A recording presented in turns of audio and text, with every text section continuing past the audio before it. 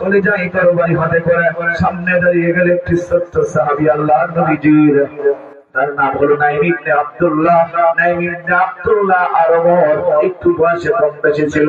নাইম ইবনে আব্দুল্লাহ বলল, ওমর ভাই, তোমার হাতে তরবারি 14টা লাল, কোথায় যাও?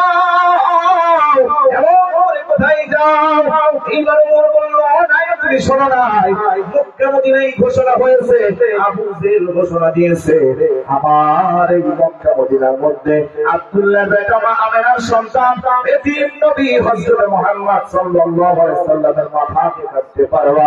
আমি ওমর সাথে মক্কা মদিনায় মাথা কাটার কারো হিম্মত নাই, এই জন্য আমি তার মাথা কাটতে যাই। ও মুমিন মুসলমান নাইম ইবনে আব্দুল্লাহ বলল, হে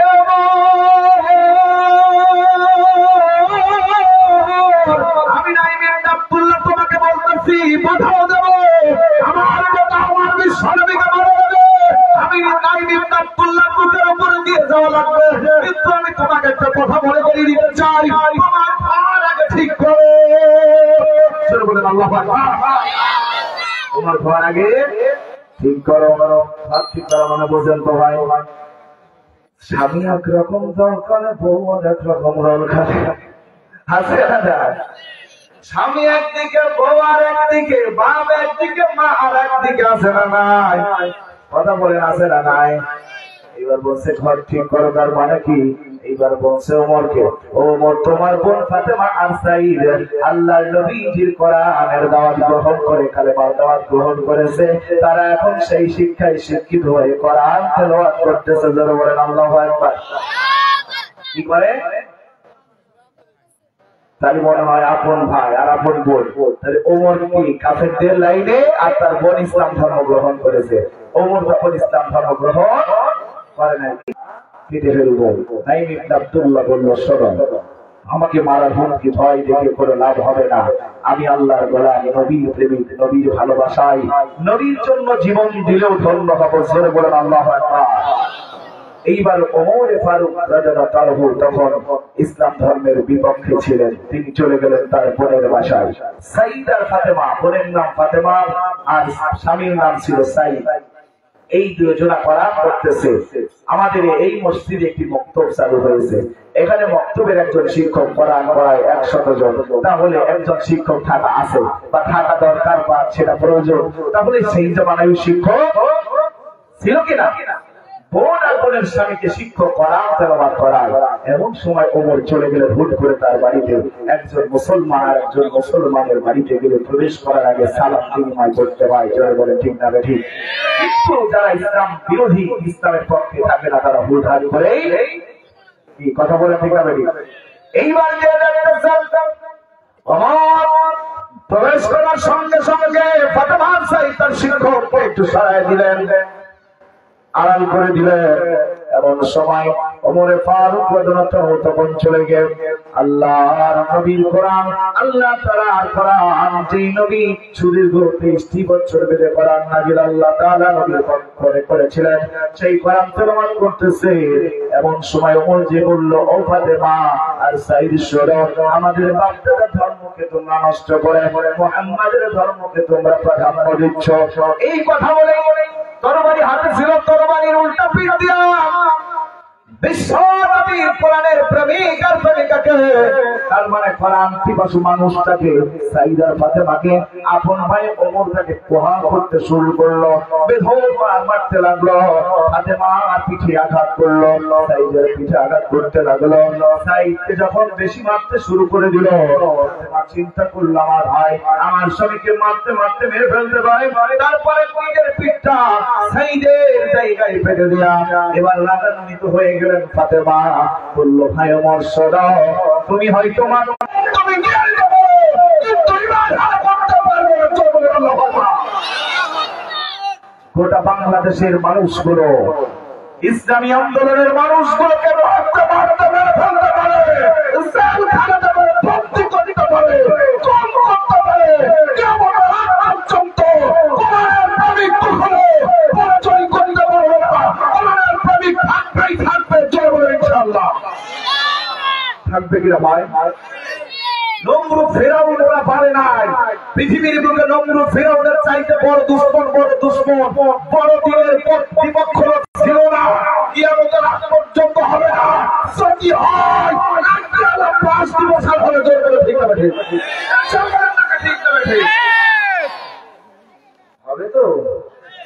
আইকিয়ালা বাদ বলে মারা যাওয়ার সাথে সাথে বাস ঝুলিয়ে নি কবর ঝাড়ে না, দেখবেন মাঝখানে একটা মোটা আদা যায় আর দুই পাশে বাইরে দেয়, তাহলে আইকিয়ালা হইল কিনা কথা খান না খা, তাহলে আইকিয়ালা যে বিদায় আপনার জোরে বলে ঠিক হবে ঠিক। ইসলামের মানুষের বিপক্ষে যাওয়া দরকার। যুগে যুগে নবী পয়গম্বররা যেভাবে দাওয়াত দিয়েছে ইসলামের মানুষগুলো কিয়ামতের আগ পর্যন্ত দাওয়াত দিবে। আমার ক্ষমতা থাকবে না, আপনার ক্ষমতা থাকবে না। আমার ক্ষমতা নাই, আপনার ক্ষমতা নাই। ক্ষমতার মালিক কে? জোরে বলেন কে?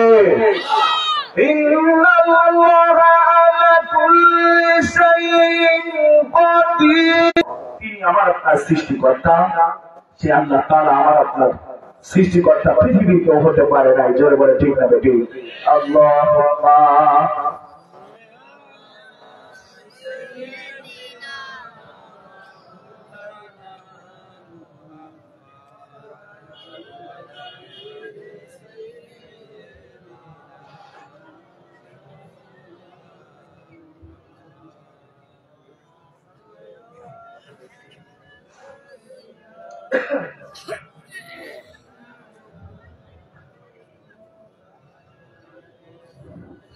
এ দুনিয়া से চলে যাব একদিন, মায়ার এই বাঁধন ভেঙে যাবে একদিন। এ দুনিয়া से চলে যাব কোনদিন, আসবো না আমি আর এ ভুবনে কোনদিন।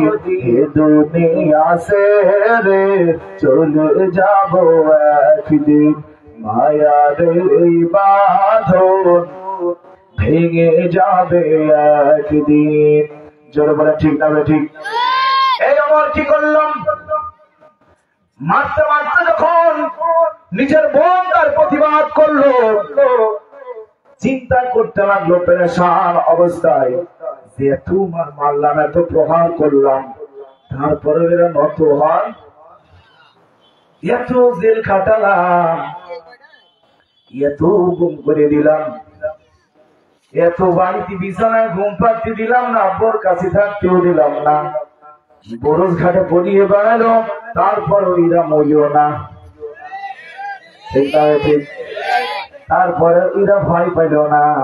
আসলে এদের ভয় বলতে আর কিছু না। ভয় করবো কার প্রতি? তাওয়াক্কালতু আলাল্লাহ, একমাত্র ভয় করবো সেই আল্লাহর প্রতি। জোরে বলে ঠিক না ঠিক? এই আল্লাহর পথে জিহাদ করতে, আল্লাহকে সম্মান করে, কোরআনকে ভালোবেসে, আল্লাহর জমিনে কোরআনকে কায়েম করার চেষ্টা করার জন্য জিহাদের ময়দানে যতবার ডাক আসবে ততবার ওই ময়দানে হাজির হতে হবে। রক্ত দিতে হবে, ঘাম ছড়লে ঝরাবো, কুরবানি হতে হবে। কারা কারা প্রস্তুত আছেন? টাকা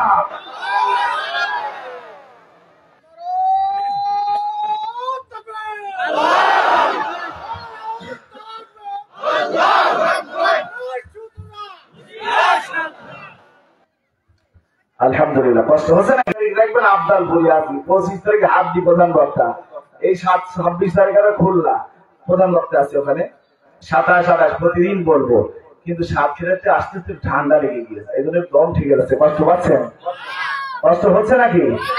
তাহলে এই মনোহারজা ইউনিয়নের ছেলে সারা বাংলাদেশ ওয়াজ করে, এই যতটুক জানি ততটুক বলি, তা এর জন্য খুশি না বেজার? আবার এই হাবিব আঙ্কেল আমার চিনত না, আমিও চিনতাম না।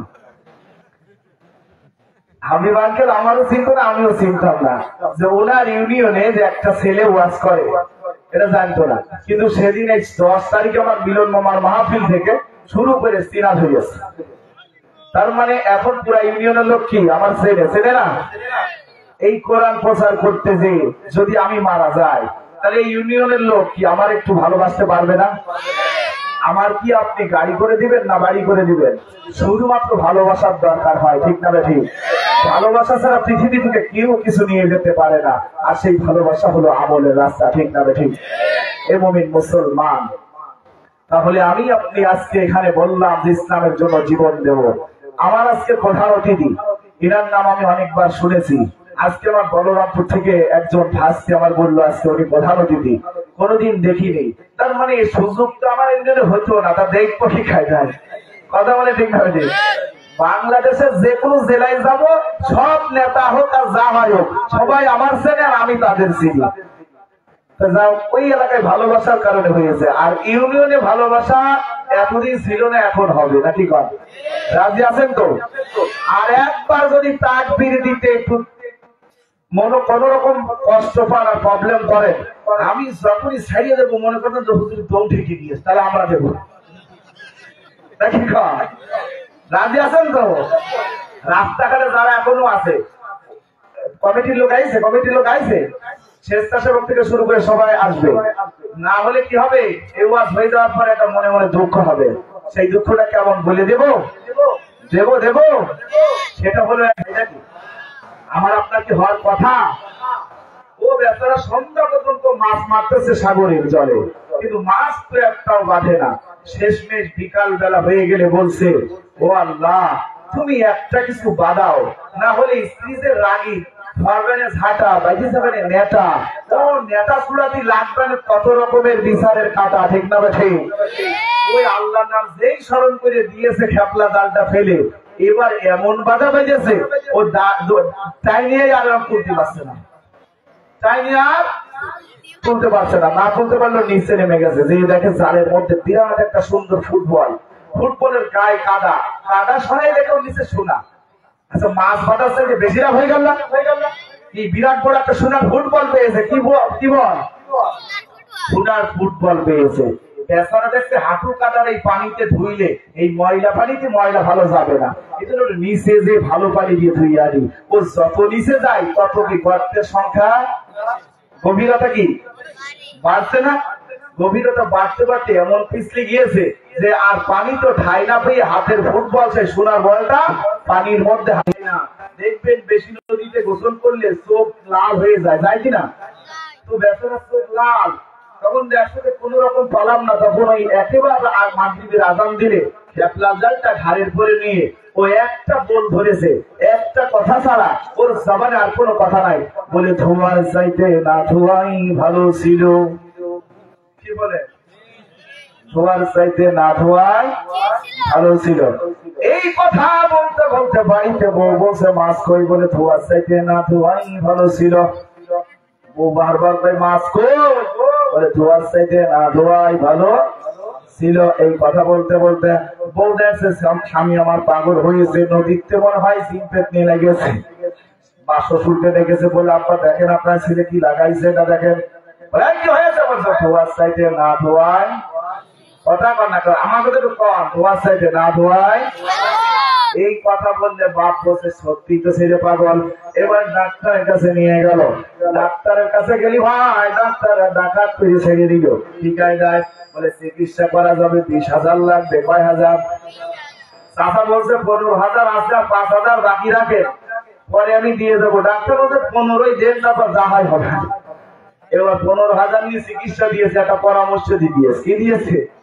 পরামর্শ দিয়ে চাচা দেখছে যে সামান্য পরামর্শে আমার 15,000 চলে গেল, আরো 5,000 বাকি থাকলাম। রাস্তার মাঝে যাইয়ে চাচা এমন একটা চর ঝাড়িয়েছে ছেলে, আগের তো সব ভুলিয়ে হুশ ফিরিয়ে কি হয়েছিল বল, বলে এই বিষয়। আবার যেই ফুটবল ধোয়ার কাছে গিয়েছে, তখন আবার বলছে ধোয়ার চাইতে না ধোয়াই ভালো ছিল। বাপ বলছে ছেলের কাছে ভালো করে শোনাই ভালো ছিল। ছেলে বলছে ধোয়া ছেলে না ধোয়াই। আর ছেলের বাপ ওই কথা শোনার পরে 15,000 খরচ করার পর বলছে যে ছেলের কাছে ভালো করে শোনাই ভালো ছিল, শোনাই ভালো। কিছুদিন পরে ডাক্তার এসেছে, 5,000 টাকা বাকি। ছেলেটার কাছে প্রথমে এসে ছেলে বুঝেছে ধোয়ার চাইতে না ধোয়াই ভালো ছিল। আর বাপের কাছে গিয়েছে, বলছে ছেলের কাছে ভালো করে শোনাই ভালো ছিল। বলছে বলে ডাক্তার পাগল ভালো করতে দিল, একটা জিন লাগানোর থেকে রেহাই পাওয়ার জন্য দিলাম একটা দুটো কারণ কি? ডাক্তার বলছে পাখিটা আমার সাইতে না দেওয়াই ভালো ছিল। বাকি দেওয়াতে না দেওয়ায় এখন ওনার কথা বলার কেউ নেই। তখন বউ বলছে পোষার চাইতে না পোষাই ভালো ছিল। রাস্তায় যারা দাঁড়িয়ে আছে ওরা মনে মনে ভাববে উবাজে না বসে ভুলি করেছি। ঠিক না ঠিক? আর যারা ঘরের মধ্যে এখনো লেপের মধ্যে আছে লাভ ফ্রেন্ডের মতো গল্প করে ওই ব্রিজের পাশে মোবাইলে যারা কথা বলে ওরাও চিন্তা করবে ওই কথা না বলার চাইতে আলিফ লাম মিম যালিকাল কিতাবু লা রাইবা ফীহি। এই কোরআনের তেলাওয়াত এই সুর ওমরের কানের মধ্যে চলে গেল। ওমর পিছিয়ে আসলেন, জোরে বলে আল্লাহু আকবার। এই আমার দিকে তাকান। ওমর কোরআনের সুর শুনে কি করলো? পিছিয়ে আসলো। আর আমার যুগের মানুষেরা কোরআনের সুর শোনার পরে বাদামের দোকানে যায়। জোরে বলে ঠিক না বেঠে?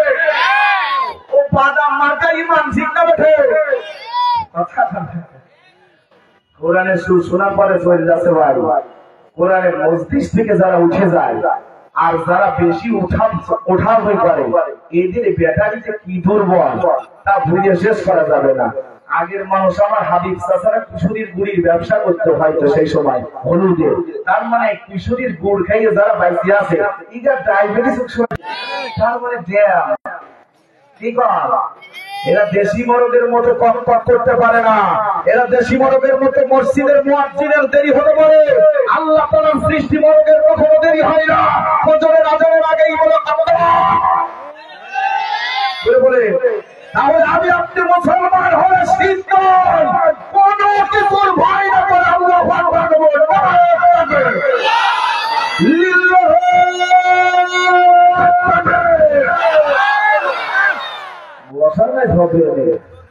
আমার পরে যে বক্তা ও বক্তার সামনে ওয়াজ করার আমার চুল পরিমাণ জ্ঞান নেই, এই জন্য আমি একটু ভয়টি বলছি। মুসলমান ভাইরা আমার, ওমর ফেরত আসলো কোরআনের সুর শুনে। আমি আপনি কোরআন যেখানে তেলাওয়াত হয় ওই জায়গা থেকে সরে যাই, পালিয়ে যায়। আমার আল্লাহ সব দেখেন, শোনেন, সব কিছু জানেন। এই জন্য মুসলমান ভাইয়েরা আবার আল্লাহ তাআলার বান্দা যখন ইসলাম গ্রহণ করে নাই ওমর ফারুক রাদিয়াল্লাহু তখন ওই কোরআনের সুর শুনে ফিরে আসলো। ফিরে আসা আমি আর স্ত্রী নেতা যদি কোনোদিন বাদে স্বামীর মুখ যদি কমিয়ে যায় স্ত্রীর মুখ কিন্তু থামতে থাকবে না। ঠিক আছে, তখন বলি এত মানলাম গো, তারপরে মুখ সর যায় না, আছে না আছে না না উমর বলছে এত মানলাম এই দুইজনে আপনার ওই তরবারির পিছন দিয়ে উল্টায়া, তারপরেও এরা আবার সেই কোরআনে আল্লাহ বলবেন না। দুর্বল ইমান আর পক্ষ ইমান, ইমান ঠিক না ঠিক? এবার বলছে বন্ধে এত মারা করো তোরাই কোরআন পড়িস, এই যে একটা পৃষ্ঠা পড়ে আছে এটা মনে হয় কি যেন পড়ে আছে, একটু ধরবো। ধরে তুলতে গেছে ওমরের বোন, তখন বলছে না, আল্লাহর পবিত্র কোরআনের পৃষ্ঠা কোন কাফির, কোন মুনাফিক কোন ভাবে অপবিত্র অবস্থায় ধরতে পারবা না। জোরে বলেন আল্লাহু আকবার। ওমর ফারুক কি আর রাগ করলো? তখন ওমর ফারুক হুনা করে আমার আল্লাহ তাআলা রব্বুল আলামিন ওমরের হৃদয়ে কেমন অবদান করলো। আলা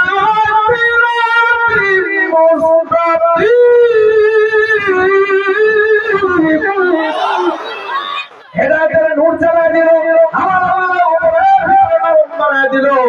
ওমর সঙ্গে সঙ্গে ওযু গোসল করলো, ওযু গোসল করে এসে পবিত্র কোরআনের পৃষ্ঠাটা উঠায় নিল। পবিত্র কোরআনের পৃষ্ঠাটা উঠায় পড়তে শুরু করলো। বিসমিল্লাহির রাহমানির রহিম,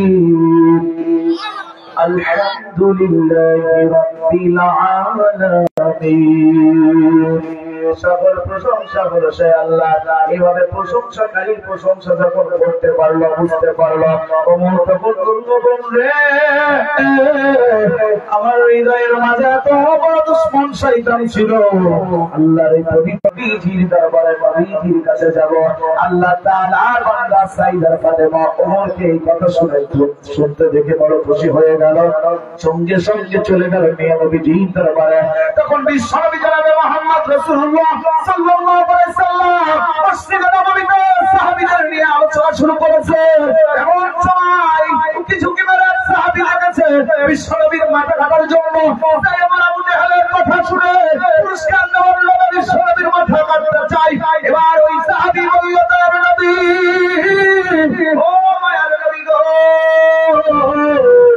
আপনি যেদিক দিয়ে পারেন সেদিক দিয়ে পালায় যান, ওপর আপনার মাথা কাটতে এসেছে।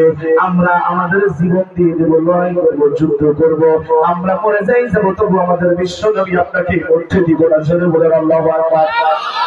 বিশ্বনবী তখন বলল, সাহাবীরা তোমরা ভয় করো না, তোমরা চিন্তিত হও না, তোমাদের কোনো চিন্তা নাই, তোমাদের কোনো ভয় নাই। জোরে বলেন আল্লাহু আকবার। এর মুসলমান বিশ্বনবী এই কথা বলার পরে বলল, সাহাবীরা ওমরকে ঢুকার জন্য তুমি প্রবেশদ্বার খুলে দাও, ওমরকে ঢুকায় দাও। এবার আল্লাহ তাআলার নবী বলল, আল্লাহ, ও আমার আল্লাহ, ও আমার রব, আমি তো তোমার কাছে কতদিন ধরে দোয়া করি, আল্লাহ, আবু লাহাব, উতবা, উতাইবা, সাইবা, আবু জাহিল, আবু লাহাব, ওমরের মনটা আল্লাহ তোমার যা ভালো লাগে তাকে তুমি ঈমান হেদায়েত দিয়ে দাও। জোরে বলেন আল্লাহু আকবার। এই হেদায়েতটা কার ভাগ্যে জুটলো? কার ভাগ্যে? দোয়াটা করেছিল কে? জোরে কর। আমার দেশের মধ্যে যখন নামাজ কালাম পড়ে নাই, কেউ যদি মারা যায়, হুজুরি জানাজা পড়াই থেকে বেঠে এই কথা বলবেন, কিন্তু কে পড়ায়? হুজুর পড়ায়। তার মানে হুজুর যখন ওই লোকের জানাজা পড়ায়, আবার হুজুর এবার দোয়া করে দেন, এবার বিসমিল্লাহ ফাতিমা, ফাতিহা শরীফ, সূরা ইখলাস, দরুদ শরীফ পড়তে বলল। হুজুর নিজের টাকায় এবার ওই হুজুর ওই লোকটাকে নামাজের জন্য জানাজা পড়ে দোয়া করল, আল্লাহ গো, ও আল্লাহ, এই লোকটাকে তো মাফ করে দিন। কি বলি কিনা? তার মানে আল্লাহ নবী হেদায়েতের জন্য বেদীনদের জন্য দোয়া করেছে। বুঝেছেন? বিশ্বনবীর দোয়া কার ভাগ্যে জুটবে দেখেন। হযরত ওমর ফারুক রাদিয়াল্লাহু চলে গেলেন, ওই মসজিদে নববীর মধ্যে ঢুকলেন, ঢুকতে পারলেন, সাথে বোন আছে, বোনের স্বামী আছে। এইবার আল্লাহ নবী মসজিদের মেম্বার থেকে নেমে আসলো, এসে বলছে, ওমর, আমি বিশ্বনবী, আমি আব্দুল্লাহর পোলা, মা আমিনার পোলা, জন্মের আগে আমার বাবাকে আমি কোনোদিন দেখি নাই। 6 বছর বয়সে আমার কলিজার মা জননীকে হারিয়েছি, 8 বছর বয়সে আমার দাদা জানকে হারিয়েছি। ও ওমর, এই সেই নবী, এই সেই মুহাম্মদ, আমি তোমার সামনে দাঁড়ালাম, আমি কখনো বাতিলের কাছে মাথা নত করব না, কিন্তু আমি তোমার সামনে দাঁড়ালাম, আমি আমার আল্লাহ নাস্তার জন্য আল্লাহর নবী তোমার সামনে দাঁড়িয়েছে। ওমর, তুমি আবু জেহেলের কথা শুনে পুরস্কার নেওয়ার লোভে, পুরস্কার যদি নিতে চাও, আমি মুহাম্মদ তোমার সামনে দাঁড়িয়ে গেলাম, তোমার তরবারিটা দিয়ে আমার ঘর থেকে মাথা আলাদা করে তুমি এবার তোমার কার্য সম্পূর্ণ করতে পারো। এই কথা বলার সঙ্গে সঙ্গে আল্লাহর নবীর কথা শোনার সঙ্গে সঙ্গে, আল্লাহর নবীর এই কথা বলার সঙ্গে সঙ্গে থাকতে পারল না, জমিনে বসে পড়ল, তরবারির সাথে করে তরবারি নিছে, নবীজির চরণ মোবারকে রেখে দিয়া চোখের পানি ছেড়ে দিয়ে বলল, বিশ্বনবী গো, ও দয়ার নবী, আমি ওমর আপনার এই তরবারি দিয়ে ধর থেকে মাথা আলাদা করার জন্য এসেছিলাম, কিন্তু ওমর আজ থেকে বিশ্বনবীর ধর থেকে মাথা আলাদা নয়, আমি ওমরের জীবন বিশ্বনবীর জন্য কুরবানি করব। আর এই তরবারি হলো বিশ্বনবীর জন্য দেহরক্ষী হিসেবে আমার এই তরবারি আজ ব্যবহার করব। বিশ্বনবী গো, ও দয়ার নবী, মায়ের নবী গো, আপনি আমার কালেমা পড়ায় দেন, লা ইলাহা মুহাম্মাদুর রাসূলুল্লাহ, জোরে বলেন সাল্লাল্লাহু আলাইহি ওয়াসাল্লাম। আলোচনা চলবে, কষ্ট কার লাগে সে হাত জোগাড়ে, কষ্ট যাদের লাগে না তারা এবার হাত জোগাড়ে।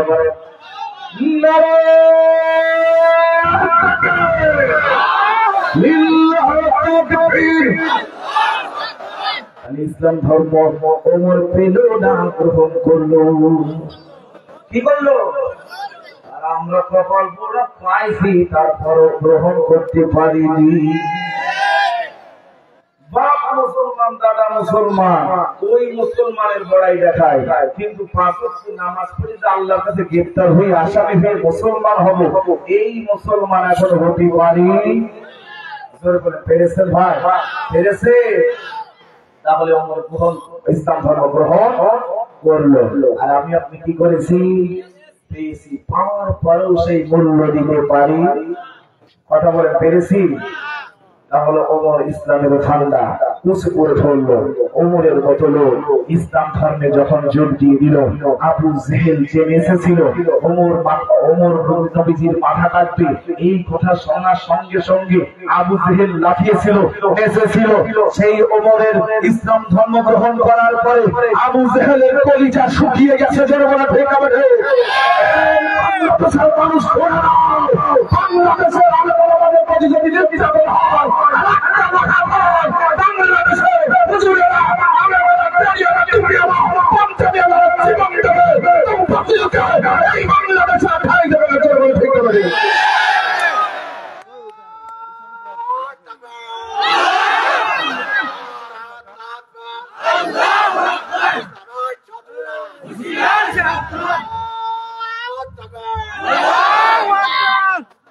আলহামদুলিল্লাহ। আমার ভাই, ওই ভাই বসে বসে তাকবীর দিচ্ছে, তার মানে 1/2% ইমানের জোরে দিচ্ছে। আর ফুল ভোল্টে যখন আপনাদের উঠিয়ে পড়ে কি কান উঠে পড়ে, মানে কেন বললাম তাহলে বুঝেনি। ও বাঁকাটা, ও আল্লাহ, তাহলে আমার ভাইয়ের বাঁকাটা, তাহলে ওই যারা বসে রয়েছে ওই ভাই চাইতে দুর্বল। ঠিক আছে, ঠিক আছে। ওই পা কাটা যদি ওই বসান দেয়, তাহলে এ পা তাদের ভালো, এরা বসান দেয় না।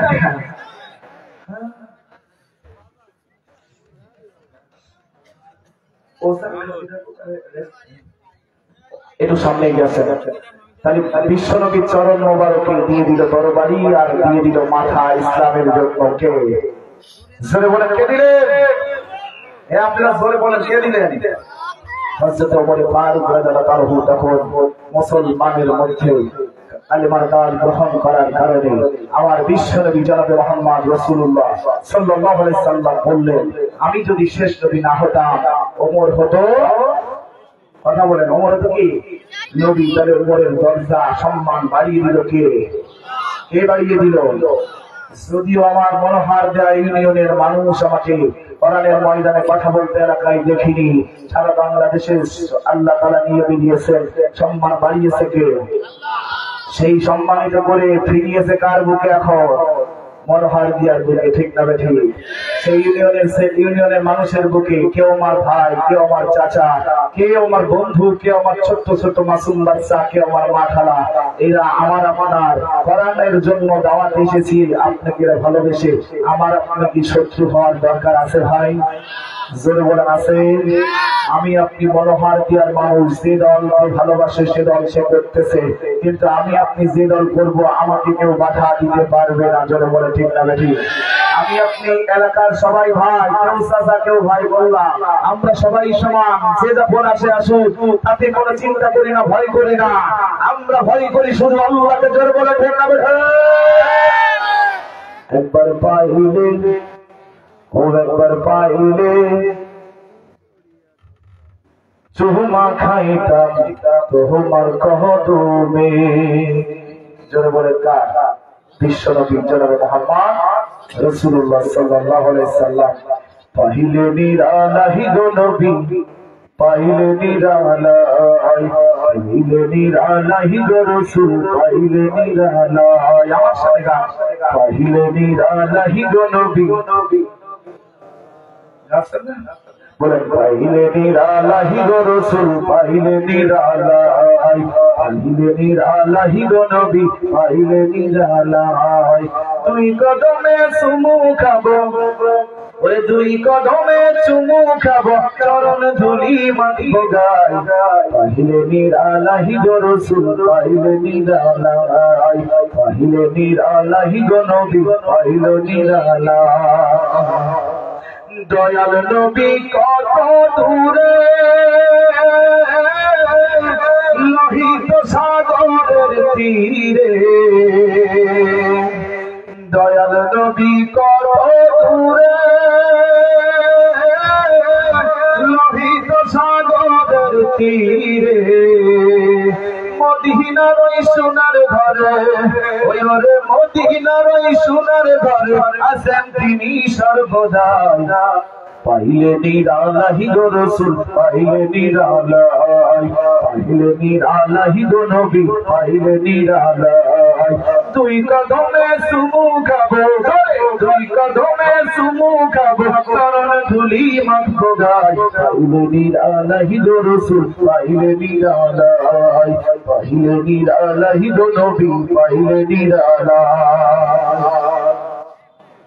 উম্মতি উম্মতি বলে কাঁদলেন নবী জীবন ভরে উম্মতি উম্মতি বলে কাঁদলেন নবী জীবন ভরে এখনো কান্দেন তিনি ওরে এখনো কান্দেন তিনি পাপী উম্মতের মায়ায় পাইলে নিরালাহি গো রাসূল পাইলে নিরালাই পাইলে নিরালাহি গো নবী পাইলে নিরালাই দুই কদমে চুমু খাবো দুই কদমে চুমু খাবো চরণ ধুলি মাখবো গায় পাইলে নিরালাহি গো নবী পাইলে নিরালাই পাইলে নিরালাহি গো রাসূল পাইলে নিরালাই কান্দি আমি বাংলায় বসে দাও না দেখা স্বপ্নে এসে ওরে কান্দি আমি বাংলায় বসে দাও না দেখা স্বপ্নে এসে কান্দি লা ইলাহা খুব দ্রুত যেহেতু আলোচনা করবো ইনশাআল্লাহ লা ইলাহা ইল্লাল্লাহ লা ইলাহা লা ইলাহা ইল্লাল্লাহ লা ইলাহা লা ইলাহা ইল্লাল্লাহ মুহাম্মাদুর রাসূলুল্লাহ জোরে জোরে বলেন সাল্লাল্লাহু আলাইহি ওয়াসাল্লাম তাহলে ওমর ইসলাম ধর্ম কি করলো গ্রহণ করলো বিশ্ব নবীর চাচা হামজা রাদিয়াল্লাহু আনহু তখন কিন্তু কালেমার দাওয়াত গ্রহণ করে নাই ইসলাম ধর্ম গ্রহণ করে নাই একদিন আল্লাহর নবী বিশ্ব নবী জনাব মুহাম্মদ রাসূলুল্লাহ সাল্লাল্লাহু আলাইহি ওয়াসাল্লামকে আবু জাহেল আর কাফের বাহিনী সহ আবু জাহেল নিজেই আমার বিশ্ব নবীর মাথায় একটা আঘাত করে দিয়েছে শরীরে এত মার মেরেছে বিশ্ব নবী বলেছে তো আমারে মারো কেন বলে তুই কালেমা ছাড়বি কিনা বল আমার ভাই আবু জাহেল আমাদের বিশ্ব নবী মুহাম্মদকে মেরেছে মুহাম্মদ কান্দে বলে আল্লাহ গো জন্মের আগে আমার বাবাকে আমি হারিয়েছি জন্ম দুঃখিনী মা 6 বছর বয়সে হারিয়েছি আমি বড় এতিম আমারে কেউ বাস ভালোবাসে না মারতেই থাকে আল্লাহ আল্লাহ বলছেন নবী তুমি চিন্তা করো না তুমি এতিম নয় আমি তোমার পাশে আছি তুমি চিন্তিত হও না জোরে বলেন আল্লাহু আকবার নবীজি কান্না ভেঙে পড়তেছে কান্না করে খবর আল্লাহর নবীজির চাচা হামজা রাদিয়াল্লাহু আনহু কানে চলে গেল হামজা রাদিয়াল্লাহু আনহু বড় শক্তিশালী ছিল হামজা রাদিয়াল্লাহু আনহু চলে গেলেন আবু জাহেলকে আঘাত করার জন্য একবার ডাকতে বলে আবু জাহেল যখন বাহিরে এসেছে তোর বাড়ি দিয়ে তোর মাথা আঘাত করলো বলে আল্লাহ আমি ওই আবু জাহেলকে আঘাত করেছি এখন তুই একটু খুশি হ বাবা বিশ্বনবী কান্দে, খুশি তো হয় না। বলে কেন খুশি হস না বাবা বল? আমি তোর প্রতিশোধ গ্রহণ করলাম আর তুই আমার প্রতি খুশি হচ্ছিস না, কারণটা কি? যারা যেন তার হুকে বললেন, আল্লাহ নবী বললেন, চাচা আমাকে কে মেরেছে তার জন্য তুমি প্রতিশোধ নিয়েছো, এই জায়গায় আমি খুশি হতে পারি নাই। কারণ যতক্ষণ পর্যন্ত তুমি আমার আল্লাহর কালাম গ্রহণ না করবা, ইমান যতক্ষণ না আনবা, আমি তোমার প্রতি খুশি হতে পারি না। মুহাম্মদের এই কথা শোনার পরে হামজা রাদিয়াল্লাহু আনহু বলছে, মুহাম্মদ রে, তুই সাধারণ মানুষ নয়। কি তুই সাধারণ মানুষ নয়? বুঝতে পেরেছে। বলে এটাই যদি তোর শান্তি হয়, এটাই যদি তোর খুশি হয়, মুহাম্মদ লা ইলাহা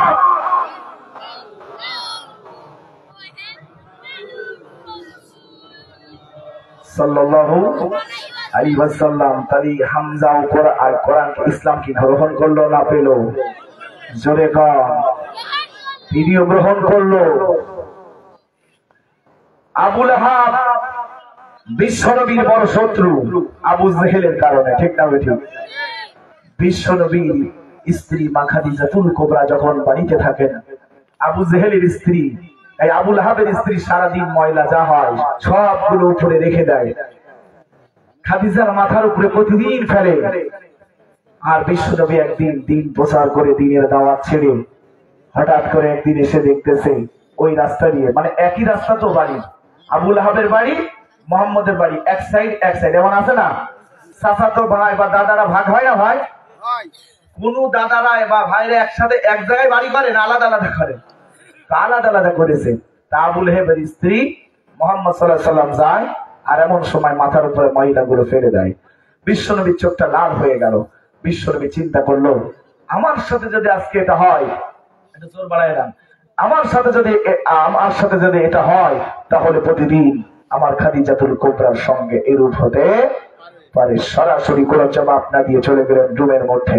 খাদিজাতুল কুবরাকে জিজ্ঞাসা করলো, খাদিজা তোমার সাথে এমন আচরণ হয় আমার মন বলতেছে, বলে তুমি যে ভেবেছো সেটা ঠিক হয়েছে, কিন্তু ওরা যা করে করুক, তুমি যেহেতু বিশ্ব নবী, আল্লাহর রসুল, আল্লাহর নবী, তোমার কাজ তুমি করো। বিশ্বনবী তখন ঠান্ডা মাথায় তখন আবু লাহাবের সন্তান উতবা উতাইবার সঙ্গে বিয়ে দিলে কেমন হয়? খাদিজাতুল কুবরা বলল, তোমার যেটা ভালো হয় তাহলে সেটাই করো। উনি একটাই কারণে দিতে চাইলেন। খাদিজা বলছে, তাহলে যদি দিয়ে দেওয়া হয় তাহলে আত্মীয় সম্পর্ক আগের থেকেই চাচা আবার আত্মীয় লাগে, কিন্তু রসুলের বলতেছে যদি এটা হওয়াতে যদি শত্রুতা কমে যায় তাহলে হোক।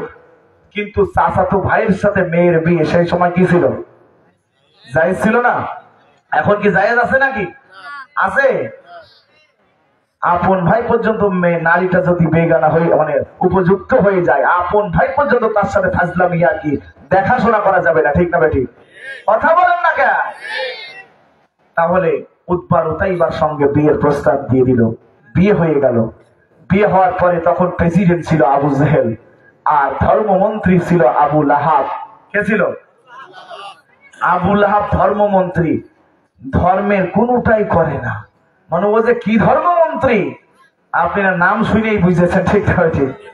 আবু জেহেল সঙ্গে সঙ্গে তদারকি করলেন, খবর পাঠিয়ে দিল যে আমার আবু লাহাবকে ধর্মমন্ত্রীকে ডাকো, তার স্ত্রীকেও ডাকো। মন্ত্রী পরিষদায় ডাকা হলো। ডাকার পরে বলছে, তুমি ধর্মমন্ত্রী থাকবা না রসুলের সাথে আত্মীয় রাখবা? আচ্ছা, এই অফার দিলে কোনটা রাখার সম্ভাবনা আছে? কোনটা? একটা হুজুরকে যদি বলা হয় হুজুর ইমান ছাড়বা না আমার দলে আসবা, কইতে পারবে? হ্যাঁ, তারা ওই দলেই যাবে, ঠিক না বেশি? আবু লাহাব বলছে যে না, আমি ধর্মমন্ত্রী থাকবো। তা বলছে, তাহলে এখনই তোমার দুই ছেলেকে বলো তার দুইটা কন্যাকে যেন নবীজির সামনে যে তালাক দেয়। নবীজির সামনে কি তালাক দেয়। এইবার উতবা উতাইবা চলে গেলেন বিশ্ব নবীর কাছে, যে বিশ্ব নবীর সামনে মেয়ে দুইটাকে তালাক বলছে। এক তালাক, দুই তালাক, বাইন তালাক। তিন তালাকে কি তালাক? জোরে কোন কি তালাক? আমার দেশের পুরুষেরা যারা কোরআন হাদিস জানে না, প্রতিদিন মাঝে সাঝে জ্ঞানজাম বাইরে গেলেই বউকে বলে তো তালাক, তালাক দিয়েছি না। তাহলে যে তালাক মুখে বললে তালাক হয়, এটা কার ভাষা? আল্লাহর আইন, ঠিক না বেঠিক? আর কাগজে তালাক দিলে এটা রাষ্ট্রীয় আইন, জোরে বলে ঠিক না বেঠিক? তো তালাক দিয়ে দিলেন, কয় তালাক? নবীজি চুপ মেরে আছে, চোখের ভিতরে একটা লালচে লালচে ভাব চলে আসে, কিন্তু জবাব দেয় না, যেহেতু কি হয়? জামাই হয়। কি হয়? এই আমার সাথে আওয়াজ দেন, কি হয়? আর আমার যুগের মেয়েরা যদি জামার নামে শ্বশুরের কাছে বদনাম করে, বলে আব্বা তোমার এই পচা দেয় শুধু মাঝে সাথে কষা, জামর শ্বশুর তখন বলবে যারা তুই বাড়ি চলে আয়, ও জামর বসান আমি দিচ্ছি, আর তোর ওকে না দেবো না, আর এক জায়গায় বিয়ে দেবো। আছে না নাই? আছে না নাই? গোটা বাংলাদেশে আজকে আমার মা বোনরা স্বামী। আমার গ্রামে বলরামপুরীর মরহুম কাবিল উদ্দিন মিয়া, আমি ছোট্ট ছিলাম, শুনেছিলাম আগের মা বোনরা রাস্তা দিয়ে যাইতো এক সারিতে সব ঢাকা, আর এখন দুনিয়ার পোশাক হিলকি ভিলকি ঝিলকি সব গায়, তারপরেও ও আবরা হয়নি, ঠিক না বেঠিক? ওই কাবিল মিয়া যদি দেখতো বেপরদা, তালি পরের বহক আর আপন বহক আর গ্রামের বহক না আংলা নড়ি ভিসে দিত। আমার সমাজের লোকেরা এখন যদি বলে এই মেয়ে তুমি এইভাবে বেড়াবা না, হুজুর তো বিরাট বল, আপনাদের বিরাট বল, আমার এই টাকার দরকার কি? আমার ঠিক টাকাটার দরকার কি? কি ঠিক না বেটে? জেনা জেনার ধারে যেও না, কাছেও যেও না, তাহলে আমার যে জেনা করি ফেলছে, ঠিক না বেটে? এই মুহাম্মদ সাল্লাল্লাহু আলাইহি সাল্লামের দুই কন্যাকে বলল তালাক তালাক তালাক, কোন জবাব দিল না, চুপ মেরে আমার নবীজি আছে ইন্নাল্লাহা মা'আস সাবিরিন, নিশ্চয় ধৈর্যশীলের সঙ্গে আমার আল্লাহ করে বিশ্ব নবীর মুখ বরাবর নিক্ষেপ করে দিয়েছে। আল্লাহর নবীর মুখে যখন লেগেছে, জোরে জোরে বলেন নাউজুবিল্লাহ, বিশ্ব নবী দুটি হাত তুলে দিলেন, আল্লাহ এই জানোয়ার গুলোকে তুমি জানোয়ার দিয়ে ধ্বংস করবে। আল্লাহ নবীর দোয়া কখনো বৃথা যায় নাকি? আল্লামা দেলোয়ার হোসেন, শহীদ আল্লামা দেলোয়ার হোসেন সাইদি রাহিমাতুল্লাহ, তিনি যতবার কোরআনের পক্ষে দাওয়াত দিয়েছে, জেলখানায় থাকুক আর যেখানে থাকুক, তার আমল কিন্তু বন্ধ হয় না। আবু জাহেল মার্কা লেডিস আবু জাহেল দেখলো যে দেলোয়ার হোসেন সাইদিকে কখনো আমার লাইনা, বিশ্ব নবীর মতো করে আবু জেহেলকে যেমন শিয়াবে আবু তালেবের জেলখানায় বন্দী করেছিল, আবু জেহেল মোহাম্মদকে বন্দী করেছিল আবু জেহেল শিহাবে আবু তালেবের জেলখানায়। আল্লাহ তাআলার বান্দা কোরআনের পাখি শহীদ আল্লামা দেলোয়ার হোসেন সাইদিকে বন্দী করলো বাংলাদেশ কারাগারে। যখন এইভাবে বলল যে আমার কাছে মাপ চাইলে আমি তারে ক্ষমা করে দিব, এই কথা শোনার পরে শহীদ আল্লামা দেলোয়ার হোসেন সাইদি রাহিমাতুল্লাহ বললেন, আমার জীবন দেব, ফাঁসিতে ঝুলতে হলে ঝুলবো, আমি জেলখানায় সারা জীবন যদি কারাবদ্ধ থাকি তাতেও আমার কোনো ভয় নাই, চিন্তা নাই, কিন্তু আমি লেডিস ফিরাউনের কাছে মাথা নত করবো না। আমরা কি করবো? সে আসুক, ইমানদাররা কখনো মাথা নত, আঙুল ঠিকই বেঁকা করেছিল, বেঁকা থেকে সোজা করতে পারে নাই। উনি বলেছিল এমন একটা দিন আসবে নাকের ডগা দিয়ে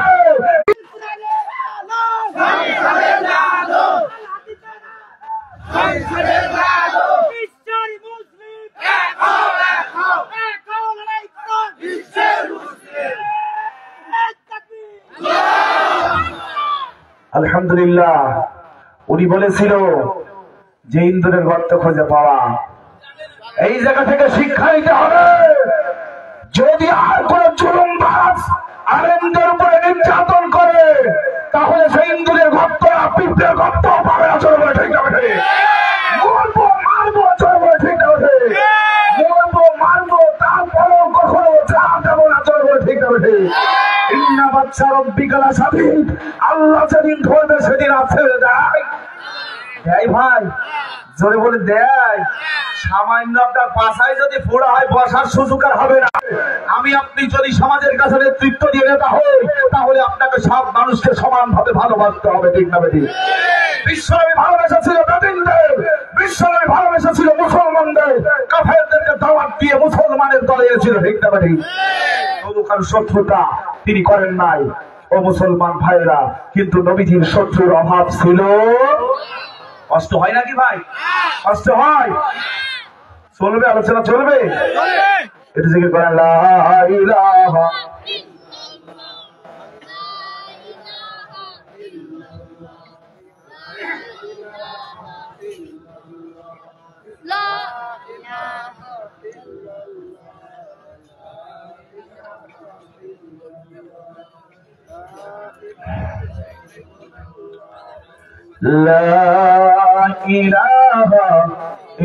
মনে হয় আমার এলাকার মানুষ কষ্ট পায়, পাচ্ছেন? কারণ আমার অল্প সময়ে হবে না।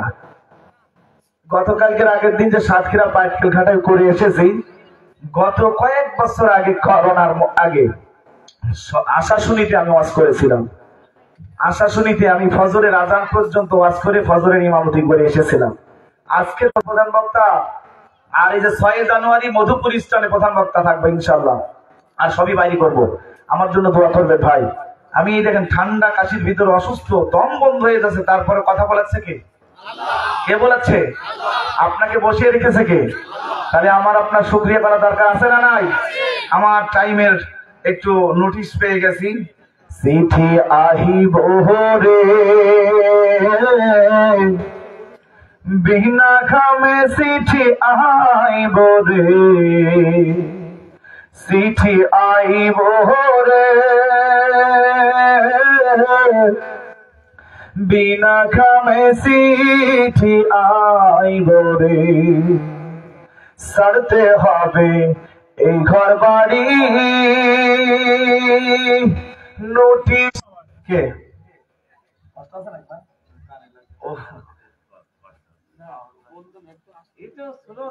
না, আমার কানে আসা লাগবে না, এটা তো আমি তাল ঠিক পাবো না। আলহামদুলিল্লাহ। সম্মানিত হাজিরিন, তাহলে চিঠি কখন যেন চলে আসবে আমার আপনার মাঝে, কখন আল্লাহ তাআলা আমাকে আপনাকে কবরে তুলে নিয়ে চলে যাবে। এই জন্য মুসলমান ভাইয়েরা, আমরা পরিপূর্ণভাবে ইসলাম ধর্মের মধ্যে দাখিল হব, প্রবেশ করব, ইসলাম ধর্ম কি করব? গ্রহণ করব। চলে বলে ঠিক না ঠিক? রাজি আছেন তো? যারা ইসলাম ধর্ম পেয়েছে, কত রাকাত? 17 রাকাত। তাহলে আমার এই কথাটা বলেই আমি আলোচনার দিকে শেষের দিকে যাব। যেহেতু আমার প্রধান মেহমান কিছুক্ষণ পরে উঠবে, আমার একটু কষ্ট হলেও আপনাদের একটু বসিয়ে রাখবো। সেটা হলো এই, আমার আপনার বাংলাদেশের মুসলমান 17 রাকাতের মধ্যে কে কয় রাকাত পরে, আজকে তার হিসাব আজকে এখানে দেখাই দেবো। শুনবেন চাচা? যদিও আমার সাহাবুল খালু হয়, খালুর চাচা তো ভাই খালুই হয়, জানতাম না, গতকালকে জেনেছি। তো যাই হোক, এই আঙ্কেল আগে যখন বিয়ে করেছিল, শ্বশুর বাড়িতে যখন গিয়েছিল, তখন কিন্তু দর্জির বাড়িতে শ্বশুররা নিয়ে তার জামা প্যান্টের মাপ দিয়ে বানিয়ে দিয়েছে, ঠিক না ঠিক? আর এখনকার একটা জামারও কি দর্জির বাড়িতে মাপজোক দেয়? রেডিমেড প্যান্ট কিনে এনে দেয়, গেঞ্জি হোক, জামা হোক, পাঞ্জাবি হোক, রেডিমেড 46, 42, 44, 38, 32 এরকম মাপ নিয়ে যায়, ঠিক না ঠিক? অঙ্ক বুঝে নিয়ে এইভাবে একটা প্যান্ট আর জামা নতুন যুগের নতুন জামাইকে শ্বশুর এনে দিয়েছে। দেওয়ার পরে প্যান্টটা পরে দেখে যে পায়ের নিচে শেষ দিয়ে বেড়ায়। কিছুক্ষণ পরে এসে দেখে যে প্যান্ট কাটে নাই। তখন স্বামীটা নতুন বউকে বকাঝকা দেয়। ছেলেটার মার বোন দৌড়ে চলে এসে বলে, দেখ নতুন বউ, এখন বকাঝকা যাবে না, আর এখন তো যুগের মেয়ের বকা যায় না, বকলি বল ভাত খাতে চায় না। কি কয়? মাও ভয় পায়, ননদও ভয় পায়। ছেলেটা রাগ করে চলে গেলেন তার কাজে। স্ত্রী এবার রাগে রাগে খসমস খসমস করে 4 ইঞ্চি কাটেছে। কয় ইঞ্চি? কাটে সিলাই করে রেখে দিয়েছে। এবার মা দেখতেছে আমার ছেলেটা পাগলের মতো নতুন বউকে বকাঝকা দিতে পারে, বৌমাকে আবার বকবে, প্যান্ট না কাটলে প্যান্টটা আমি কেটে রাখি। মাও কেটেছে 4 ইঞ্চি। কয় ইঞ্চি? বোন দেখছে ভাবিকে ভাই বকবে, মা নানান কাজে ব্যস্ত, আমি একটু ফিরে আসি, আমি প্যান্টটা কেটে সেলাই করে রেখে দিই। বোনও দিয়েছে 4 ইঞ্চি বসা। 3 সাইডে একটা প্যান্টের যদি 12 ইঞ্চি কাটে, তাহলে আমার এই ভূগোল পর্যন্ত হবে, ঠিক আছে? এই 12 ইঞ্চি প্যান্ট কাটার পরে রেখে দিয়েছে। স্বামী বেচারা স্ত্রীকে বলে, প্যান্ট কি কেটেছো? বলে, কাটেছি। দেখবেন আমার সমাজে যেদিন রান্না বাড়া আমার চাষিরা করে তখন স্বামীদের খাওয়ানোর জন্য ডাক দেয়, আর যেদিন রান্না হয় না শাড়ির আঁচলটা দাঁতের নিচি কয় হাঁস মুরগির জন্য রান্না তৈরি হয়ে গেল মরার হাঁস মুরগি, থাল বাটি সব ভেঙে ফেলে। ঠিকঠাক হয়েছে এইভাবে কয়। তবে স্ত্রী বলছে কাটিছি, মা বলছে ক্ষমতার মধ্যে প্যান্ট আমি কাটিছি। বোন বলছে ভাই বকা ঝকার দরকার নেই, প্যান্ট আমি কাটিছি, পরিয়ে দেখ কি বসান দিয়েছি, পরিয়ে দেখে হাঁটুর গুড়ায় কিট কঞ্জা খায়। এর নাম কি? এর নাম কি? Three quarter. এই থ্রি কোয়ার্টার প্যান্ট পরে আমার হাবিব চাচা যদি শ্বশুর বাড়ি যায় তাহলে ওই এলাকার লোকজন বলবে যে এই লোক পাগল। কথা বলেন না কা? বলবে কি না? আর যদি ফুল প্যান্ট পরে তাহলে বলবে যে ছেলে ভদ্রলোক। তার মানে মুসলমান এই থ্রি কোয়ার্টার নামাজি বললাম কি কায়দায়, কি কারণে তাহলে শোনে না। 17 রাকাতের মধ্যে বাংলাদেশের মুসলমান আছে এক শ্রেণীর, বাইনাল কুফরি ও বাইনাল বিতর্কুস সালাত, কাফের এবং মুসলমানের মধ্যে পার্থক্য হয় নামাজ। বান্দা 2 দিন নামাজ পড়ে, শুক্রবারের দিন কয় রাকাত পড়ে? ফরজ কয় রাকাত? ঈদের দিন কয় রাকাত ওয়াজিব? এই 2 রাকাত ফরজ। 17 রাকাত ফরজের মধ্যে মাত্র 2টা রাকাত ফরজ নামাজ আদায় করলেই সে মুসলমান হতে পারে না, সে মুসলমানের আওতায় আসতে পারে না। চলো বলে ঠিক না বেঠে? এরা হলো থ্রি কোয়ার্টার নামাজি। চলো বলে ঠিক না বেঠে? এই থ্রি কোয়ার্টার নামাজি আল্লাহর কাছে পাগল সাব্যস্ত হবে না, বেঈমান সাব্যস্ত হবে। তার জান্নাত তার জন্য হবে না, তার জন্য জাহান্নাম বরাদ্দ হয়ে যাবে। জোরে বলে ঠিক না বেঠে? এজন্য আমাকে আপনাকে 5 ওয়াক্ত 17 রাকাত ফরজ নামাজ আমাকে আপনাকে আদায় করলেই আমি মুমিন মুসলমানের দলে 5 ওয়াক্ত নামাজি বলবো। ঠিক না বেঠে? ভাই এসকো উঠে গিয়েছে, ছাড় দিতে পারছে না, কষ্ট আছে না? আর দুই আসবে আজ ওখানে আসবে তো 10:30 করে তোলা কথা। এখানে বসলে আমার সাধ্য নেই কথা বলার। উনি একটু থাকলে টাইম মতো আমি 10:30 পরে বলি না। এখন বাজে তোমার লাগবে ওই একদিনই তো আজকে এলাকায় আর আস নাকি? আল্লাহুম্মা সাল্লি আলা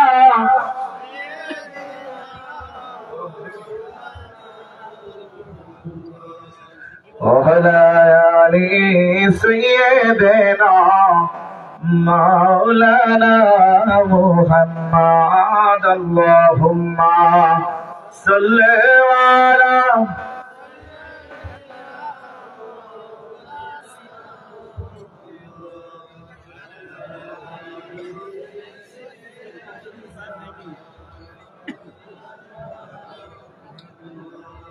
আলহামদুলিল্লাহ। ওয়াজ চলবে কারা কারা একটু হাত থেকে দেখান তো ভাই। তাকবীর দেন, তাকবীর দেন। চলবে কিনা? চলবে, চলবে, চলবে। এই মাহফিলের পোস্টারে কোন জেলার বক্তা বেশি আছে ভাই? শুধু একটাই ছিল পাবনা। পাবনা ছেড়ে কালকে চলে গেছে আবার পাবনায়। আর এই মাঠে কুষ্টিয়া জেলার বক্তা এই পোস্টার আছে কয়টা? বাংলাদেশের মধ্যে কুষ্টিয়ার বক্তা বেশি আছে না নাই? কুষ্টিয়ার বক্তার নাম আছে না নাই? কুষ্টিয়ার বক্তার নাম সারা বিশ্বের মধ্যে ছড়িয়ে যাবে। ঠিক আছে ভাই? গুলাম রব্বানী ভাই গাইবান্ধা আলমডাঙ্গা শ্রীরামপুরে একবার ওনার সাথে ওয়াজ করলাম। পোস্টারে দেখি যে প্রথম জীবন ওইটা দেখি যে ভাইয়ের বাড়ি গাইবান্ধা। তখন আমি দেখলাম আমার কুষ্টিয়ার নাম ঢাকা পর্যন্ত গেলি ভাই ভাই কি ভাই না ভাই কি ভাই না। তখন আমি বললাম যে আমি আড়িয়ে বান্দার হুজুর। কোন বান্দা? আমার জন্য ভুলে ফেলছিলাম। যাই হোক কুষ্টিয়ার মানুষ কিন্তু সারা বাংলাদেশের মধ্যে পরিচিত। ঠিক না বেঠিক? কুষ্টিয়া চেনে না এমন কোন মানুষ বাংলাদেশের কোনায় নেই। ঠিক না বেঠিক? এই জন্য কুষ্টিয়ার মানুষের ইমান হবে মরগের মতো। কেয়ার মতো? ফজরের আজানে কেউ টের না বলে কি মরগ টের? তাহলে আমি আপনি টের পেয়ে যাবো। ঠিক না বেঠিক? নিশিরাইতে কে আমারে ডাকে, নিশিরাইতে কে আমারে ডাকে, ডাকে আমার আল্লাহর বান্দা, ওরে ডাকে আমার আল্লাহর বান্দা, যাই নামাজে বসিয়া। এ ভাই উঠছেন গা? বসে পড়েন, বসে পড়েন।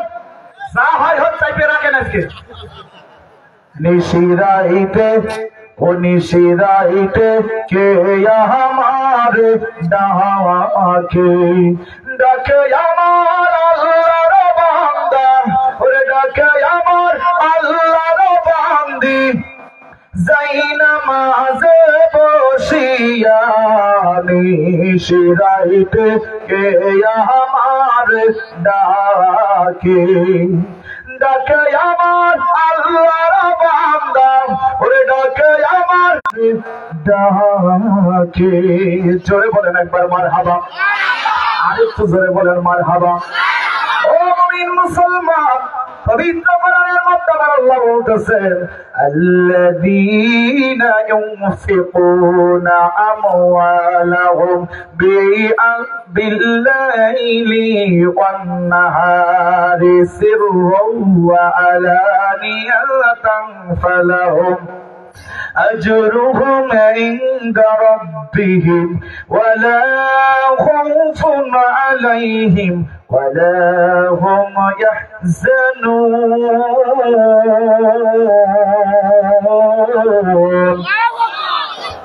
আমার আল্লাহ তাআলা রব্বুল আলামিন পবিত্র কোরআনে সূরা আল বাকারার মধ্যে 274 নম্বর আয়াতে বলে দিলেন যে সকল লোক দিবারাত্রে গোপন ও প্রকাশ্যে আল্লাহ রাস্তায় প্রকাশ্যে এবং গোপনে যারা দান করে তাদের জন্য আমার আল্লাহর কাছে কি রয়েছে কি রয়েছে এই মনোহার দিয়া ময়দানে যারা বসে আছে ও মুসলমান ভাইয়েরা পবিত্র কোরআন আমার সামনে হাতটাই স্পর্শ করে দিয়েছি আজকে যে কয়টা মানুষ এর চাইতে হাজার হাজার লক্ষ লক্ষ মানুষ আমি বকুলের সামনে আমি এই গুনাহগারের সামনে বসে থাকে সারা রাত যদি আল্লাহ বসায় রাখার তৌফিক দান করে তাহলে ইনশাআল্লাহ পারবো জোরে বলে ঠিক না ঠিক এই জন্য ভাই এই কয়টা মানুষের মধ্যে যারা এখানে বসে আছেন এজিদ মুসলমান যে হাত উঁচু করবে সে এজিদ মুসলমান আস নাকি ও কিছু কি মানে কেউ নেই বুঝে হালাই এই হুসাইন মুসলমান যারা হাত উঁচু করবে তারা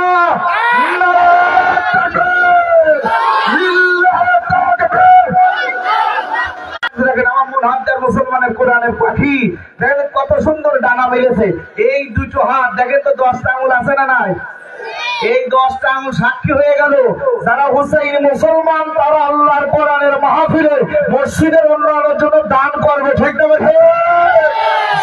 ইনশাআল্লাহ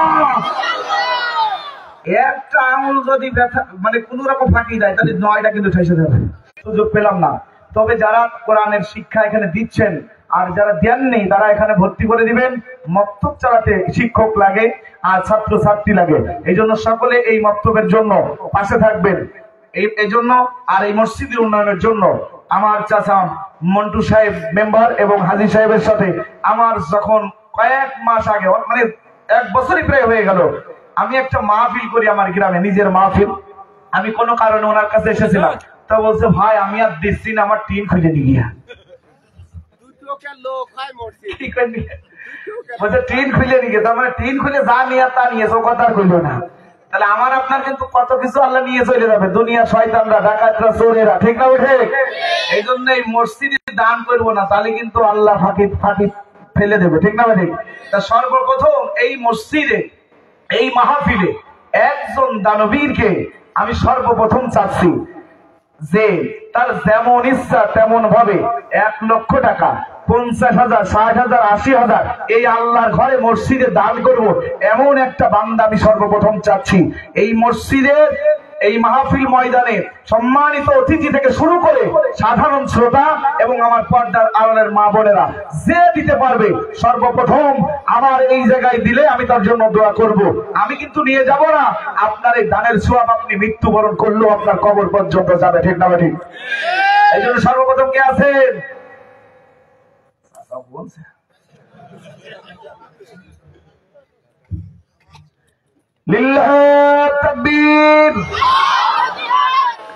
আজকের মাহফিলের সম্মানিত প্রধান অতিথি জনাব মোহাম্মদ আব্দুল মাজেদ সদস্য সভাপতি সম্মানিত সদস্য কুষ্টিয়া জেলা বিএনপি ও যুব দলের সাবেক প্রধান সমন্বয় ইনার নামে শুনিনি কি ওই 18 কি খাতা জানো বার খাদা, ওই বার খাদারটি এই পর্যন্ত কথা চলে আসি না শোনাবে।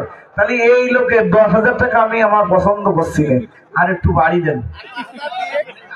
আজকে নগদ 10,000 নিয়ে আগামীতে ইনশাআল্লাহ প্রথম যিনি দান করলেন আল্লাহ তাআলা আজকে তোমার কোরআনের মাহফিলের সম্মানিত প্রধান অতিথি যারা মোহাম্মদ আব্দুল মাজিদ সাহেব 10,000 টাকা করলো দান। আল্লাহ বাড়িয়ে দাও মান, আল্লাহ দিয়েছে 10,000 হলো না বেজার। আল্লাহ তার দানকে কবুল করে মসজিদের উন্নয়নের কল্পে যদি কোনো কাজে লেগে যায় এর জন্য যত সব হয় সর্বপ্রথম আল্লাহর নবী থেকে শুরু করে দানবীরের আমলনামায় দান করো তার পরিবার। এখন এখানে পাস করবো মাসিক না বেশি আমার হাতেই দিয়েছে, কার হাতে? খালি এখানে ওই জায়গা থেকে নিজের বাড়ির কাছে মসজিদ দেখতে হবে আগে, কথা বলে ঠিক না বেঠে? খালি বেশি হবে না, কি হবে হবে দেখি হবে নাকি বলেন, বলে হবে হবে না, দেখেছেন? আর কথা আর কথা লিল্লাহি তাকবীর, জোরে বলেন আল্লাহু আকবার। পূর্ণ করো তার পরিবার পরিজনদের কবুল করো আল্লাহ রাব্বুল আলামিন। তার মা বাবা যদি কবর চলে যায় তাদেরকে মাফ করে জান্নাতি মেহমান বানাও আল্লাহ। তার ব্যবসা বাণিজ্যের মধ্যে বরকত দাও আল্লাহ তাআলা। তুমি এই দান করা দেখতেছো, তুমি ফেরেশতা দিয়ে লিখতেছো আল্লাহ তাআলা। তুমি তার আমলের রাস্তায় আল্লাহ তুমি কবুল করে নাও, জোরে জোরে বলেন আমিন। আরেকজন কে আছেন? লালু হোসেন নাকি? লালু হোসেন বাহাদুরপুর নাকি? মারহাবা। আল্লাহ তাআলা রাব্বুল আলামিন তোমার বান্দা জনাব মোহাম্মদ লালু হোসেন বাহাদুরপুর, গ্রামের নাম কি? বাহাদুরপুরের বাহাদুর বলা, বাহাদুর ছেলে না হলে এই মাহফিলে 10,000 টাকা আসতো। এই জন্য দানবীরকে আল্লাহ কবুল করুক, জোরে বলেন আমিন। আল্লাহ তাআলা রাব্বুল আলামিন জনাব মোহাম্মদ লালু হোসেনকে তুমি কবুল করো। বললো দান বাড়িয়ে দাও মান, আল্লাহ দিয়েছে 10,000। আল্লাহ আল্লাহ হয় না বেজার, আজকে যদি 10,000 দিতে পারে আল্লাহ তাআলা বেঁচে থাকলে আরো 20,000 দিতে পারবে, ঠিক না ঠিক? আল্লাহ তাআলা তুমি তার দানকে কবুল করো, তার মনের আশা বসা পূর্ণ করো, তার কবরবাসী যারা আত্মীয় স্বজন হয়েছে তাদের মাফ করে জান্নাতি মেহমান বানাও, জোরে বলেন আমিন। নজরুল হোসেন 4,500, 500 বার দেখে আর কি হইল, একটু মানান পেতেন কই সে 500 বুঝি দেবেন আছে, নগদ না দিলে বাকি পরে দিয়ে দেবেন, মসজিদে কাজে দিয়ে দেবেন। ও 9,500 আল্লাহ তাআলার বান্দা জনাব মোহাম্মদ নজরুল হোসেন 9,500 টাকা মোট এই মাহফিলে দিয়েছে, তার দানকে কবুল করুন, জোরে বলেন আমিন। আল্লাহ তাআলা তার দানকে কবুল করো আল্লাহ, তার পরিবার পরিজনদেরকে কবুল করো আল্লাহ, তার মা বাবাকে কবুল করো, যদি বেঁচে থাকে আল্লাহ তুমি সুস্থতা দান করো, আর যদি পৃথিবী ছেড়ে চলে যায় তাদের মাফ করে জান্নাতি মেহমান বানাও, জোরে বলেন আমিন। মুসলমান ভাইরা সামনে যারা আছেন তারা 5,000, 10,000, 15,000, 20,000, 2,000 এইভাবে যে যা পারবেন এখানে দ্রুত বলবেন। আমার প্রধান বক্তা কিছুক্ষণ পরেই উঠে পড়বে। আর আমার মা বোনেরা শুনে নেন, আমি কিন্তু এই ইউনিয়নের ছেলে। এই হরিণাকুণ্ড শহরে 2 বার, একবার মাদ্রাসায় হাতের চুরি সোনার চুরি পেয়েছিলাম, আর এই 15ই অক্টোবর সোনার কানেরটা পেয়েছি মাদ্রাসা উন্নয়নের জন্য। আর এটা তো আল্লাহর ঘর মসজিদ, এই মসজিদের উন্নয়নের কল্পে আপনার লক্ষ লক্ষ টাকার দানা সোনা দানা গয়না গাটি ওগুলো শোকেসে সাজিয়ে দিয়েছে, ওগুলো যদি একটু জং ধরে যায় মনের দিকটা বলেন ও টাকা বেঁচে আল্লাহর ঘর মসজিদে সিমেন্ট কিনে দেবো, বালি কিনে দেবো, রড দেবো, ইট দেবো, যা পারবেন এই জায়গায় তাড়াতাড়ি পাঠান। আর না যদি পাঠান তাহলে ও কিন্তু ফুস করে টানে, ঠিক না ঠিক? ও সোনা গয়না যদি না পাঠান তাহলে বলে কবরে দেওয়ার সাথে ঠিক না ঠিক? গলায় জ্বলবে না, তখন আপনার এই হিসাব দিতে দিতে কিন্তু আপনার শেষ হয়ে যেতে হবে। এই জন্য মা কে আছেন এই মনোহার দিয়ার একটা মা, আমি বাইরে জেলায় যদি সোনার নাকেরটা কানেরটা গলে আসতেন সব পাই এই মসজিদ উন্নয়নের জন্য, তাহলে আমার ইউনিয়নে যদি আজকে একজন পায় সারা জীবন মনে রাখবো যে আমার এই ইউনিয়নের মধ্যে একজন আমার সম্মান করছিল আল্লাহর কোরআনের ঘরে, জোরে বলেন আল্লাহু আকবার। লিল্লাহি তাকবীর, জোরে বলেন মারহাবা। জনাব মোহাম্মদ আব্দুল খালেক সাহেব সম্মানিত আমার চাচা যান নগদ 10,000 টাকা করলো দান, আল্লাহ বাড়িয়ে দাও আমার। আল্লাহ তাআলা রব্বুল আলামিন বেচারাকে আমি সেই প্রথম থেকে এখানে বসে থাকতে দেখেছি, আল্লাহ তার ধৈর্যের মধ্যে তুমি আল্লাহ নেকি দান করে দাও। আল্লাহ তাআলা প্রত্যেক এখানে যারা বসে আছে তাদেরকে তুমি কবুল করো, আর আব্দুল খালেক সাহেবের এই দানকে তুমি কবুল করে নাও। দিয়েছে 10,000 হলো না বেজার, এর বিনিময়ে যত সওয়াব মানে কি হয় বিশ্ব নবী থেকে শুরু করে সকল কবরবাসীর উপরে পৌঁছায় দাও। আর তার মা বাবা যদি দুনিয়া থেকে বিদায় নেয় তাদেরকে মাফ করে জান্নাতি মেহমান বানাও। আল্লাহ থেকে হায়াতে তওবা সিয়াতে কুল্লিয়া দান করে দাও। জোরে জোরে বলেন আমিন। আর কি কাছে দ্রুত আসবেন, দ্রুত। লিল্লাহি তাকবীর। পরিচালক সাহেব এখানে আছে নাকি? ওই যে টিন খুলে ফেলা গো। লিল্লাহি তাকবীর বলেন। উনি হজ করেছে, সৌদি আরবে ছিল কয়বার? আমি শুনলাম 5 বার। তো যাই হোক, আল্লাহ তাআলার বান্দা আল্লাহ রসুলের দেশ ভ্রমণ করে এসেছে, আর আল্লাহর ঘরকে ভালোবেসে 20,000 টাকা দিয়েছে, আর টিন না খুললে আরো 20,000 পাঠান নাকি? যে টিন খুঁজেছে বুঝছে কি কপাল আছে, বুঝছে কি দেব আল্লাহ তরফ থেকে, কি আইকেলা বাড়ি চাইনিয়ে নিয়ে যাবে। যে খুলেছে শিগগির ওই জায়গায় দিয়ে আসবেন, আর না দিয়ে আসলে বলে কখন কোনটা হয়ে যাবেন আল্লাহর পক্ষ থেকে, ও ফয়সালা করে লোক থাকবে না, ঠিক না বেটি? আল্লাহ তাআলা রব্বুল আলামিন এই মাহফিলের পরিচালক, সম্মানিত পরিচালক, আমার কলেজার পরিচিত মানুষ আল্লাহ মহিউদ্দিন মহি হুজুরকে আল্লাহ তাআলা তোমার রসুলের দেশ ভ্রমণ করার সুযোগ করে দিয়েছিলেন। ওই হাজী সাহেবকে তুমি কবুল করো, তার দানকে কবুল করো। আল্লাহ দিয়েছে 20,000 হলো না বেজার, আল্লাহ তার দান কবুল করে, তার মনে বাসনা পূর্ণ করো, তার যত আপদ বিপদ আছে, ভালো মুসিবত আছে সব দূর করে দাও, তার পরিবার পরিজনদেরকে হেফাজত করো, যারা কবরবাসী হয়েছে তাদের মাফ করে জান্নাতি মেহমান বানাও। জোরে জোরে বলেন আমিন। হানিফ, আবু হানিফ, খাজানগর 1,000 টাকা। একটু পরে মনে করলাম 1,000 আসবো, তাহলে 5,000 10,000 তো থেমে যাবে না, আছে তো থামার দরকার নেই। কিন্তু যারা দেবেন আল্লাহর ঘরের জন্য, আপনাদের কিন্তু চাইপিয়ে রাখা ঠিক হবে না, ঠিক না? ঠিক। খাজাউদ্দিন মহিউদ্দিন সাহেব নাকি আবু হানিফ সাহেব খাজানগর থেকে 1,000 টাকা এই মাহফিলে দান করেছে। জোরে বলেন আমিন। আল্লাহ তার দানকে কবুল করো, আল্লাহ তার পরিবার পরিজনদের হেফাজত করো। জোরে বলেন আমিন।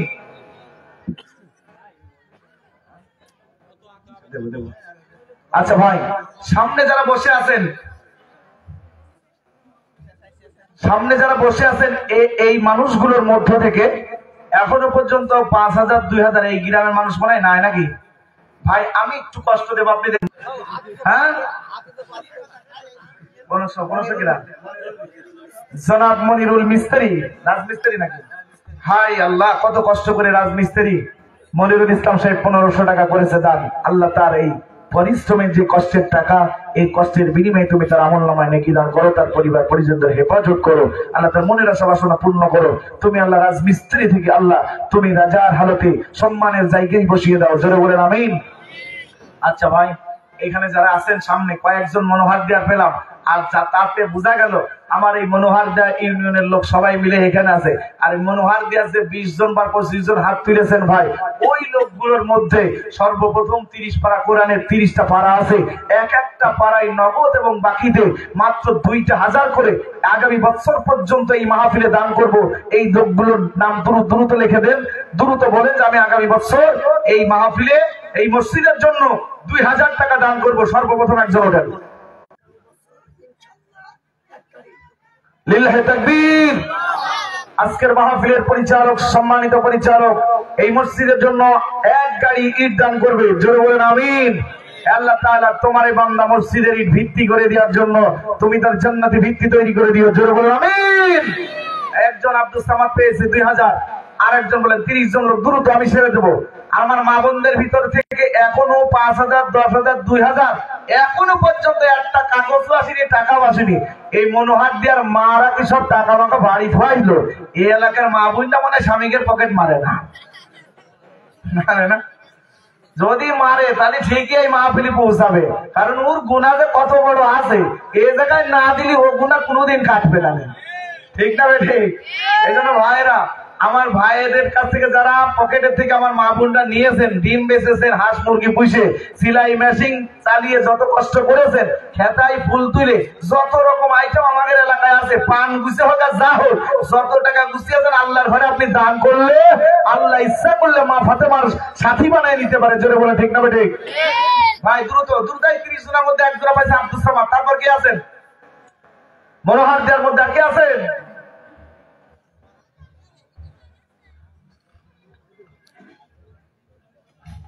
আলহামদুলিল্লাহ। রামচন্দ্রপুর শৈলকুপা, হ্যাঁ শৈলকুপার রামচন্দ্রপুরের এক মা, শৈলকুপায় রামচন্দ্রপুর 10 জানুয়ারি আল্লামা তারেক মনোয়ার সাহেব আর আমি থাকবো দিনের বেলা। আমার মাধ্যমে ওখানে উনি দাওয়াত নিয়েছেন এই 10 জানুয়ারি দিনের বেলা। তো শৈলকুপার থেকে রামচন্দ্রপুরের একটা মা তার মেয়ের জন্য দোয়া চেয়েছে, 500 টাকা দান করেছে। আল্লাহ তাআলা সেই মেয়েকে, আল্লাহ তাআলা সেই মায়ের মনের আশা যেভাবে দোয়া চেয়েছে আল্লাহ সেই দোয়াটা তুমি পূর্ণ করে ওই মেয়েকে তুমি আল্লাহ সেইভাবে তৈরি করে নাও। জোরে বলেন আমিন। ও আজকে মারা গেছে।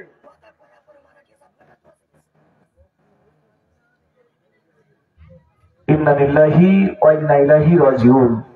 মেয়েটা আজকে দিনের বেলা, আমার মা বোনেরা যখন দিনের বেলা মেয়েরা ওয়াজ করছিল ওই সময় ওয়াদা করেছে, তারপরে যে তার মেয়ে মারা গিয়েছে।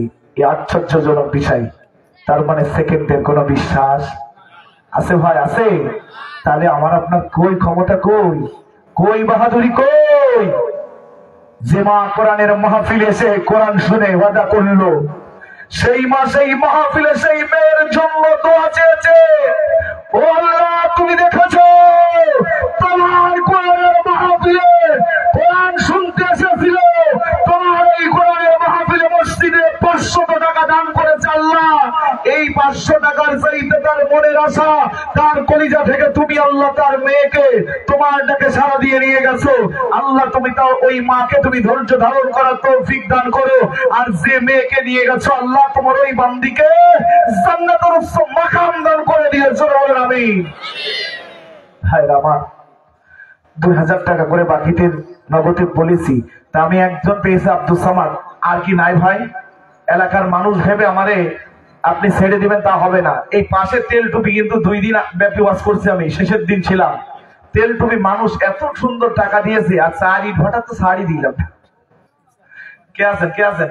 নাম কি? এই 500 টাকা আপনি দিচ্ছেন?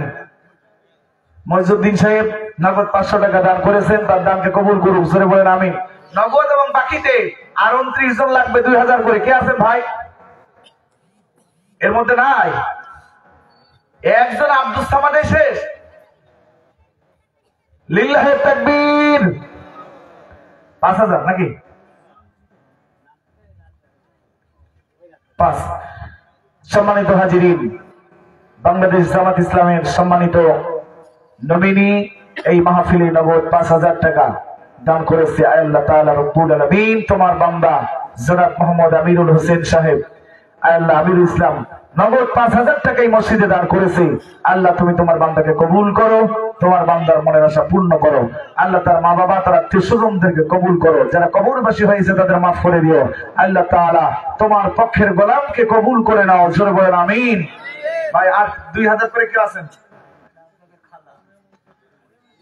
চাচা বলছো ওই রাজ্জাকের খালা মনে আছে, আমি চিনি। আব্দুল রাজ্জাক সাহেবের খালা 600 টাকা নাকি? লিল্লাহে তাকবীর। জনাব আব্দুল রাজ্জাক সাহেবের খালার জন্য খালা আল্লাহ 600 টাকা দান করেছে মসজিদে, তার দান কবুল করুন। জোরে বলেন আমিন। না না দাঁড়ান, আর একটু খেন। ওই ভাই 2000 করে দিবেন না? 29 জন লোক 1000 করে দেন বাকিতে। আগামী বছর বাকিতে এই মাহফিল এই মসজিদের জন্য কাজ চলাকালীন দিয়ে দেবো। একজন করে দ্রুত নাম লেখেন তো ভাই। এটা হলেই ছেড়ে দেবো। হাতে চোখে ধরে রাখবেন, হাতে চোখে দাঁড়িয়ে থাকবেন। লিল্লাহে তাকবীর।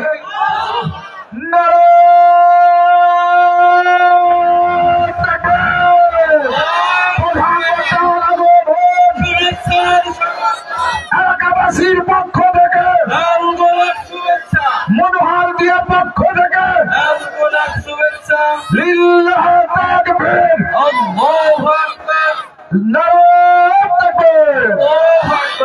আমাদের মাঝে সম্মানিত প্রধান বক্তা, সারা বাংলার আলোড়ন সৃষ্টিকারী মরহুম AKM মাওলানা এনামুল হক শাফি সাহেবের সুযোগ্য সন্তান, কোরআনের পাখি, মিডিয়া ব্যক্তিত্ব মাওলানা নাসির ইকবাল বিন শাফি, ডাইরেক্টর কোরআন রিসার্চ ইনস্টিটিউট ঢাকা, খতিব সদরঘাট কেন্দ্রীয় জামে মসজিদ ঢাকা, সম্মানিত কোরআনের পাখি, আমার উস্তাদ ব্যক্তি, আমাদের কোরআনের মঞ্চে মাহফিল ময়দানে আল্লাহ তাআলা সঠিকভাবে সঠিক সময়ে পৌঁছিয়ে দিয়েছেন।